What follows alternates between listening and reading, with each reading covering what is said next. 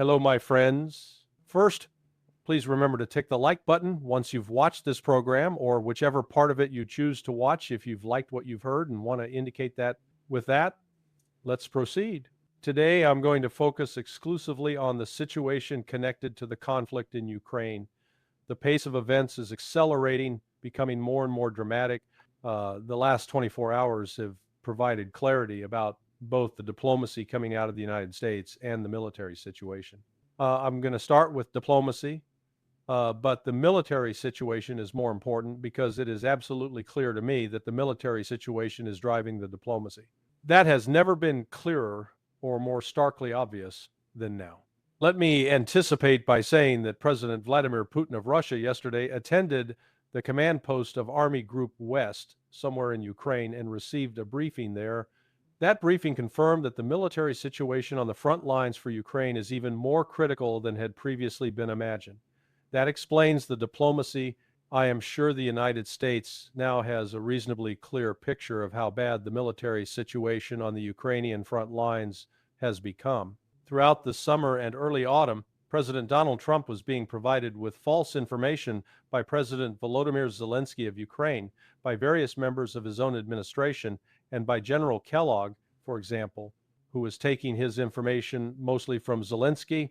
There was a briefing the president apparently attended in September, if I recall correctly, attended by Secretary of State Marco Rubio, Mike Waltz, the U.S. ambassador to the United Nations, and Mike Kellogg. They all sought to persuade Trump that the situation on the front lines was not so bad, that the Ukrainians were holding their own, the Russians were bogged down, their offensive wasn't moving forward, and that Ukraine was inflicting multiple times greater losses on Russia than it was suffering itself. That narrative was all over the media, pushed by people who should have known better. For a time, it became almost a consensus in the West. The president himself apparently had some doubts, but then he published an extraordinary comment on Truth Social, ironic in some terms, in which he said he now finally understood Ukraine was actually winning the war, that the Russians were not advancing, and that this was an extraordinarily bad look for Russia. He went further, suggesting Russia was making huge mistakes by not agreeing to end what he repeatedly and wrongly calls a pointless war when he was telling them to. All indications suggest that view was accepted by Trump himself. Then something dramatic happened, and I think we can identify it fairly precisely. On October 25th, 3 weeks ago, President Putin met his generals at the headquarters of Group of Forces Center in Ukraine. My own view is that this took place in the town of Seladov, but that's only my guess. He was briefed by Chief of the General Staff, General Gerasimov, and received further briefings. The Russians then announced that two groupings of Ukrainian troops numbering several thousand men had been encircled in two critically important towns, Pokrovsk and Kurakov. Washington was briefed about this. This is almost exactly the moment when the renewed U.S. diplomatic effort led by Steve Witkoff began. It was reported, I believe in the Financial Times, that Witkoff started work on a new Trump peace plan 3 weeks ago. That timeline takes us directly back to Putin's October 25th meeting.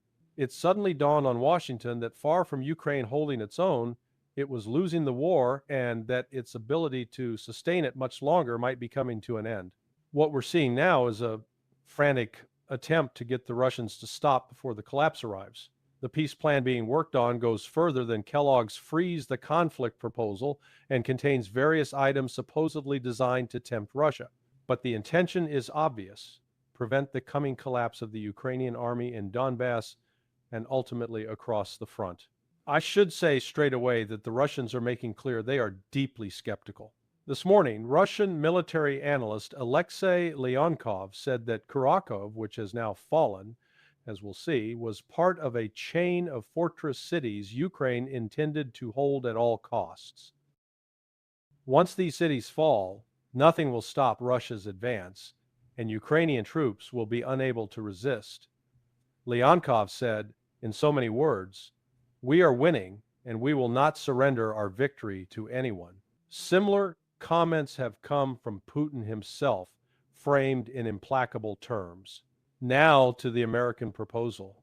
A Ukrainian MP Alexei Goncharenko, a very well-known and important public commentator and not a Zelensky loyalist, has published what he claims is the plan. He posted a photograph of an electronic document. This has been circulated widely, including by the Ukrainian outlet Strana, and appeared in Russian and Western media, but the Goncharenko document differs significantly from what Axios and the Financial Times have been reporting as the Trump peace plan. The differences are sharp, which can only mean one of two things. Either there is deliberate spinning, or this plan is still a work in progress, with multiple variants being floated to different audiences. Two glaring examples. Axios and FT said Russian would be made a state language in Ukraine and that the Orthodox Church would be reinstated. Neither appears in Goncharenko's document. The closest it comes is a clause saying Ukraine will adopt EU rules on religious tolerance and protection of linguistic minorities, abolish discriminatory measures, and guarantee rights of Ukrainian and Russian media and education. That falls far short of earlier claims. Also absent is that absurd Daily Telegraph idea about Russia renting Donbass from Ukraine. Not there. There were claims Ukraine would cut its army in half or even by 2.5 times and give up long-range weapons. Nothing in Goncharenko's document says that. The only military cap mentioned is that Ukraine's armed forces are capped at 600,000. That's a very large army, possibly larger than Ukraine has now, so it doesn't align with Russian demands. Other discrepancies. Some reports said foreign troops would be barred from Ukraine and diplomatic flights banned to Kyiv. There is nothing about diplomatic flights. On troops, the document says NATO agrees not to station troops in Ukraine. That does not bar Britain or France from deploying troops outside the NATO umbrella, which, in fact, London is still signaling it intends to do. Russia strongly objects to that. There have even been changes after the document surfaced. One line about European fighter jets in Poland was tweaked to say NATO jets instead, something already true. Yet the insinuation is they might be used to intervene in Ukraine if Russia breaks the agreement. Security guarantees are also fuzzy. U.S. media now says guarantees might last 10 years, not open-ended. Then we get bizarre carrots like readmitting Russia to the global economy, gradual sanction removal, and a return to the G7 as a G8, despite Russia repeatedly saying it does not want to rejoin. Territorial language is muddy. The plan says Ukraine withdraws from Donbass and Russia occupies it, but with demilitarization of the vacated zones, hard to imagine Russia accepting that while Ukraine keeps a 600,000-man army. It says the U.S. and others recognize Russia as de facto controlling Crimea and Donbass, but not de jure. What does that actually mean? It's not spelled out. Then there's a strange clause saying the agreement is legally binding and that territory cannot be changed by force. Business people write contracts like that, specifying governing law and courts, but interstate agreements don't work like commercial contracts. Minsk II was endorsed by a UN Security Council resolution and Ukraine later ignored it. So what enforcement mechanism is being imagined here? Again, amateurish. The frozen Russian assets provision is also problematic. 2/3 returned to Russia, 1/3 used to rebuild Ukraine. That reads like reparations. I can imagine Russia contributing to a friendly Ukraine's reconstruction, but not by accepting outright seizure carved into a Western deal. The document even drags in nuclear arms control extending treaties, including START. That doesn't belong in a Ukraine settlement text and trivializes the issue. Still, there are elements Russia could work with. No NATO membership for Ukraine, constitutional neutrality, some acknowledgement of Russia's control over Crimea and Donbass, and hints about rights for Russian speakers. This could be a basis for negotiation if it were treated as such. But Washington is not treating it that way. Reports say Dan Driscoll and the U.S. Army leadership presented this to Zelensky and demanded agreement by November 27th, threatening to cut intelligence and arms if he refuses. Zelensky is furious. Europe also rejects the plan because of NATO language, territorial concessions, and force caps. Ukraine's deputy UN representative, Kristina Hyavishin, has effectively rejected it outright. No recognition of occupied territory, no limits on self-defense or troop size, no surrender of sovereignty, and no loss of freedom to choose alliances. So the U.S. is trying to strong-arm Ukraine first, then present it to Russia, exactly like the ceasefire push earlier this year that collapsed when Moscow said no. The Russians have now formally denied they co-wrote this. Peskov said Russia received nothing officially. The foreign ministry says the same. Moscow insists the only framework they recognize is what Putin and Trump agreed in Anchorage, Alaska, plus Putin's June 14th, 2024 terms. Even if Washington forces Zelensky to sign, which I think is extremely unlikely, this will collapse when shown to Russia as a take it or leave it document. Moscow will call it vague, amateur, and insufficient. TASS already dripped sarcasm about it. Too many general principles, no concrete details. A council of peace led by Trump to oversee implementation. In other words, not serious. Let me underline the core problem. The Trump administration is not negotiating properly. Serious negotiations require formal, senior teams meeting regularly in plenary sessions with structured back channels to narrow differences. That's how SALT and Cold War arms talks were done. Russia has repeatedly tried to get Washington to do this. Turkey talks, Black Sea grain talks, a proposal to upgrade Istanbul talks with working groups and senior negotiators. Each time the U.S.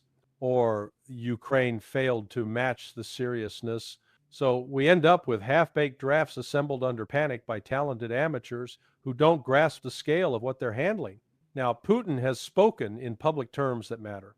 At the command post of Group West, he said this, in essence, since March 2024, Zelensky's term has expired.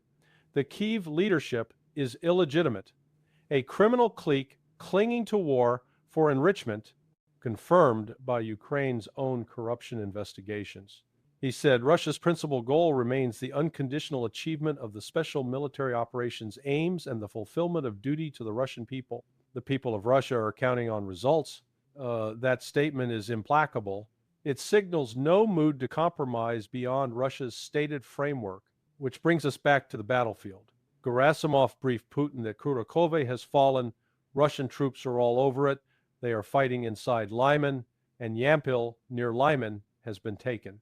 The Russians are clearly pushing toward Izium after Lyman falls, tightening the encirclement of Sloviansk.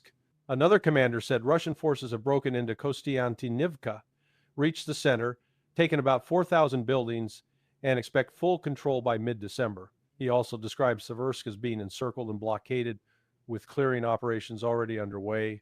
The way he spoke, he expects Seversk to fall within days. Gerasimov also noted advances in Dnipropetrovsk direction and Zaporizhia, plus a sustained campaign striking Ukraine's defense industry and energy infrastructure. So the military picture is blunt. Kurakhove has fallen. Seversk is on the edge of falling. Lyman is being fought through. Kostiantynivka is being taken block by block. Pokrovsk is collapsing from within.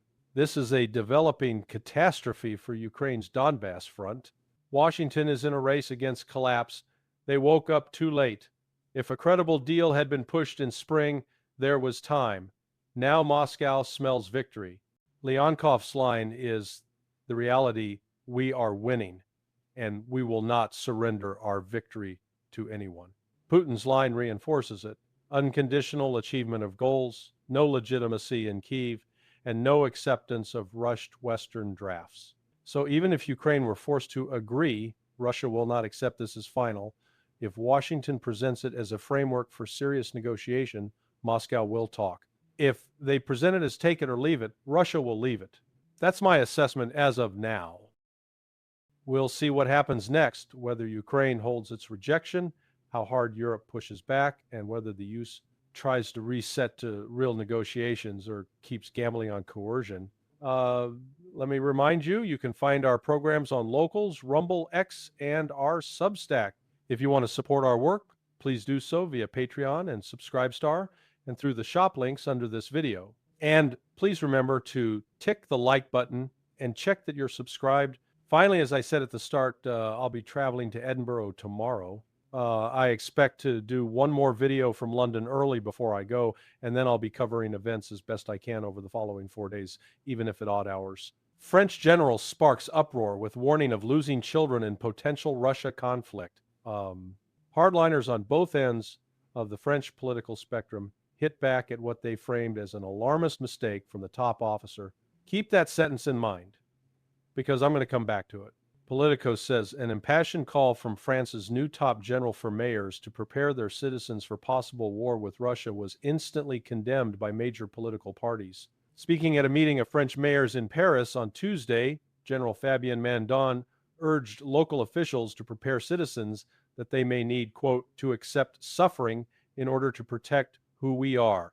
He then added, quote, we have all the knowledge, all the economic and demographic strength to deter the Moscow regime. One is, let me stop right there because that sentence is already a mess.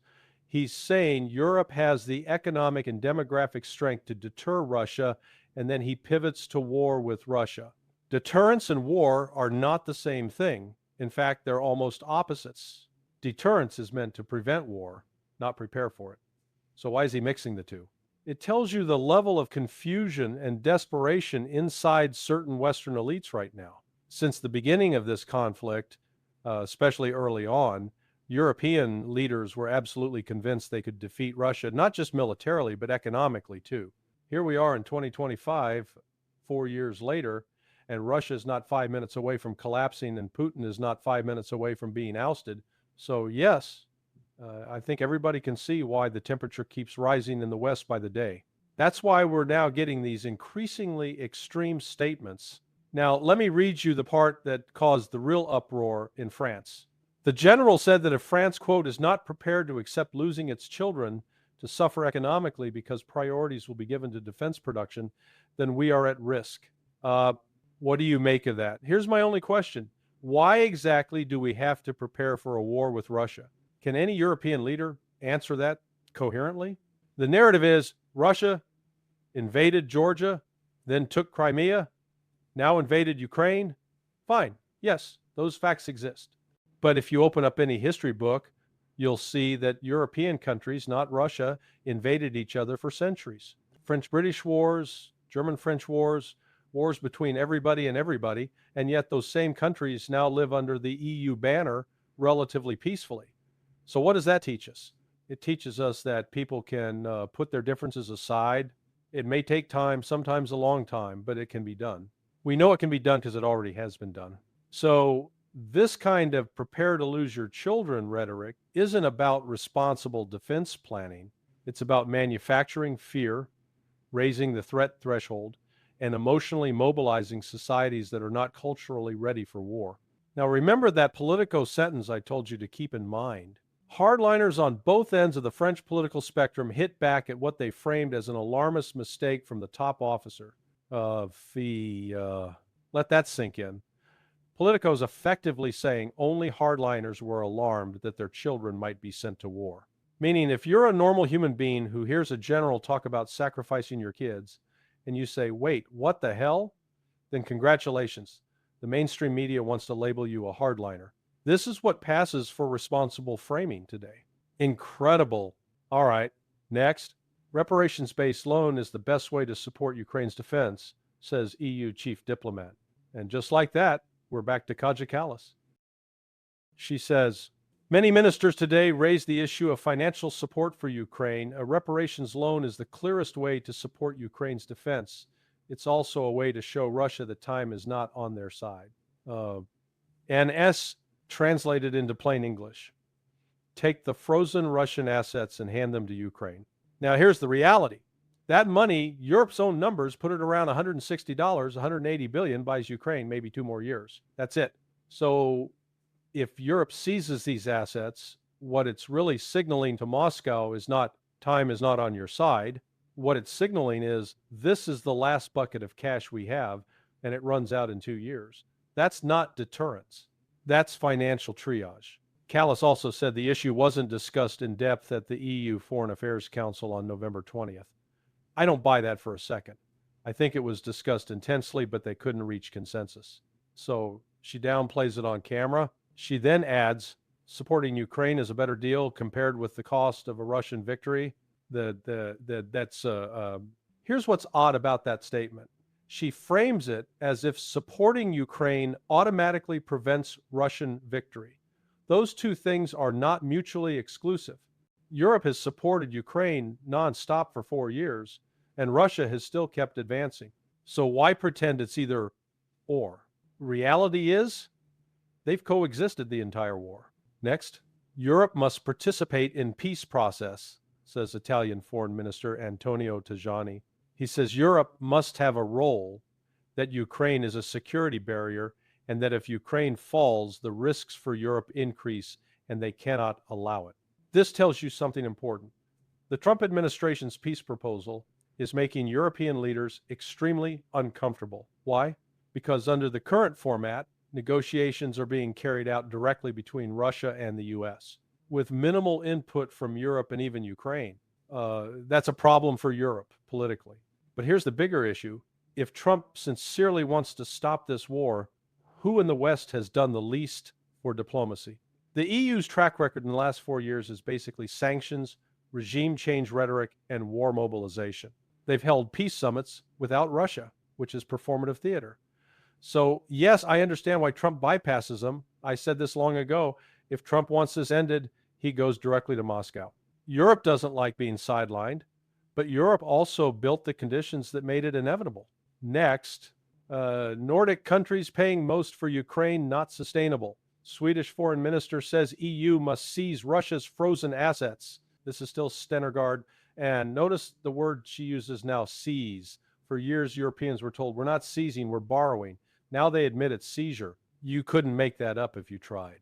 She says, few countries take almost all of the burden. That is not fair, and it's not sustainable. That's one. She adds, the Nordic countries under 30 million people provide 1/3 of NATO's military support for Ukraine, while NATO countries with nearly 1 billion people provide the rest. This is not sustainable. It's not reasonable. And her frustration is obvious. But here's the blunt truth. This was voluntary. If you decide to climb a mountain you can't climb, don't get halfway up and scream at everyone else for not carrying you. You chose to climb.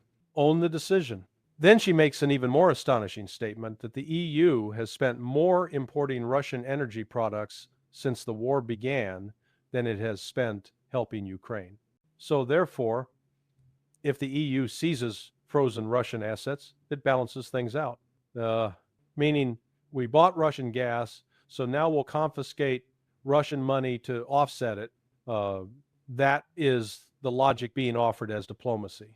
We are in clown world. Now, final article, U.S.